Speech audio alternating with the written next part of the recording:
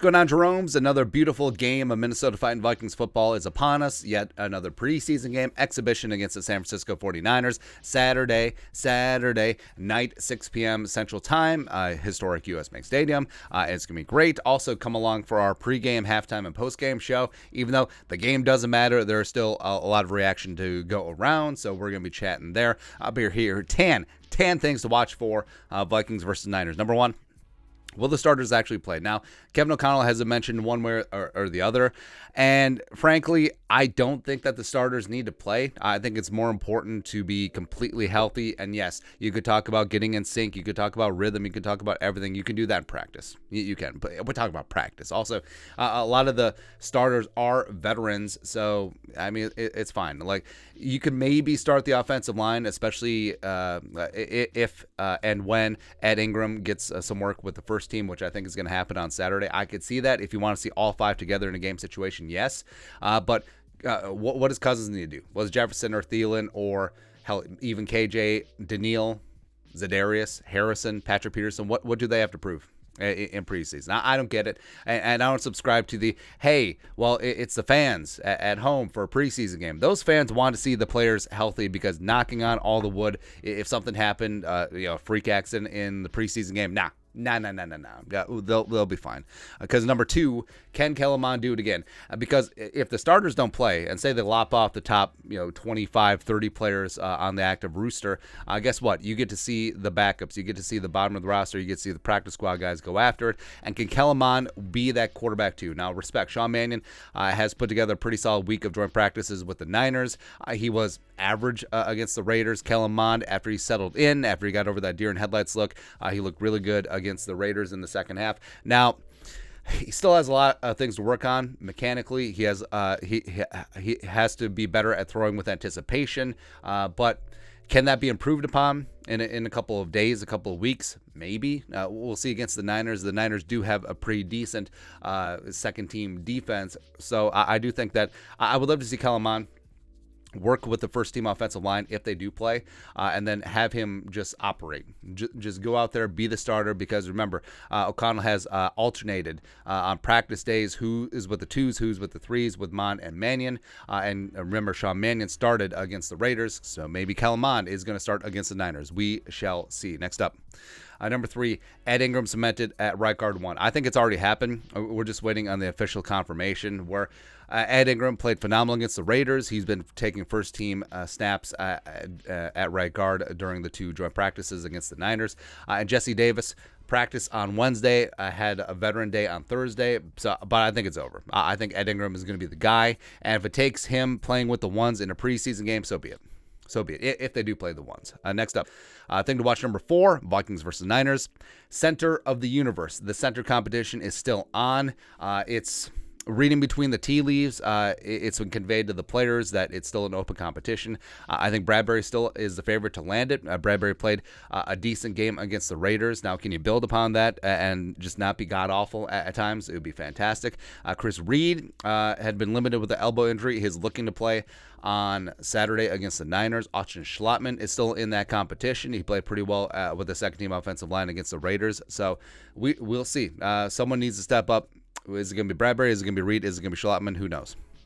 Except number 5, the pass rush continues. Now, the Vikings got a myriad of sacks as well as 16 pressures against the Raiders. Hopefully that continues at home, because even though it's a preseason game, crowd noise, it'll still be loud, but it won't be as loud as a regular season game. Let's just say that. But a home crowd pass rush, I mean, you can certainly get after it. And I want to see some stratification. Like, what's going to happen with the second-team edge rushers? What about Wanham? What about Patrick Jones II? Can he step up again? Can Janaris Robinson get in there? What about Zach McLeod? What about Luigi Villain?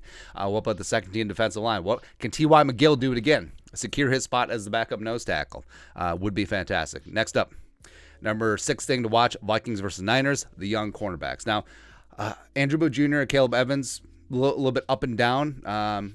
Sort of ticky-tacky fouls, but you're going to have to get used to that, especially since they're going to be calling it a little bit tighter this year, at least to start the season. But I love Booth. I love Caleb Evans. Would love to see them go out there and put up a really good game against the Niners, especially if Trey Lance does play. Next up, thing number 7 to watch, Vikings versus Niners. Huey Lewis scene. Now, Harrison even if they do play the stars, I don't expect them to play Harrison Smith because if they say they play, the first team offense and then they play some of the ones on defense, I still think guys like Za'Darius and Harrison Smith and Patrick Peterson will sit. I just do. But either way, Lewisine should get some run with the first team defense opposite of Cam Beasley if Beasley does play. And Lewisine looked pretty good against the Raiders. I just want that one Lewisine moment. Like I want the very clean, within the rules, shoulder in the chest, receiver coming across the middle or tight end or running back or whoever, and just Lewisine lays the hammer. I just want to see that one time in preseason so Vikings fans can be like, aha, that's why we got our guy in the first round. Next up, number 8 thing to watch, punt returner. So ISM looked good on Thursday before he bobbled one. Jalen Nailor has been up and down. Same thing with veteran Burt Wilson. ISM didn't look great returning punts or fielding them or attempting to field them cleanly against the Raiders. We need someone to step up, because KJ's not returning punts, Thielen's not returning punts, Patrick Peterson is not returning punts. By the way, Patrick Peterson was a bad dude returning punts. Like, he was fantastic, man. Like, I'm talking about at his peak, Patrick Peterson was not above Devin Hester, but we're talking about in that neighborhood. He was that good, but of course, you're not going to put your star cornerback to return punts, and that's why he sort of phased out of it. Even though, did he have like 4 punt returns for touchdowns like in his first 2 years? Something ridiculous like that. But yeah, I still think it comes down to ISM and Jalen Nailor. Maybe Burt Wilson steps up enough as a receiver. Did have 2 touchdowns from Kelam in the Raiders game, but maybe he sticks around as a punt returner. Who knows? Kene and Ty Chandler, two of the stars from the Raiders game, especially Ty Chandler. He's built upon a really nice week of practice against the Niners. Now, can he do it in the game? We want more Ty Chandler. We want to see his elusiveness. We want to see him as a receiver as well. King Kene, I think Ken Kene is just a straight ahead, single cut and go type running back. Ty Chandler is a little bit more well-rounded and sort of fits in the offense a little bit better. But both of them I really like a lot.